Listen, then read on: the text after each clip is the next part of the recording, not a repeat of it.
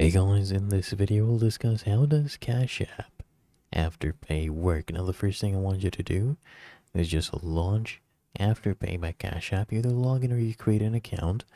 And then here you'll see a bunch of featured brands they have, right? You can see their most popular. You can see the different categories they offer. For example, shoes.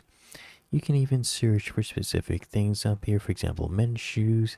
See all the stores that offer it. And once you're satisfied with one, so let's say this one is from Amazon, you click on it, right? And then you can see, since we're using the Afterpay app, you can see this right here.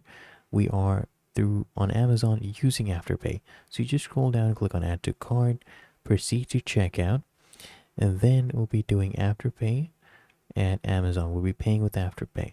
So we have $800 available to spend. So when we are at checkout, all you need to do is tap on add a new card and they will automatically fill in the details. So click here on got it. And if you go back to your, Afterpay, you'll see how much you had available to spend.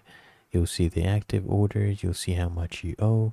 Okay, the total amount, what you've purchased using Afterpay.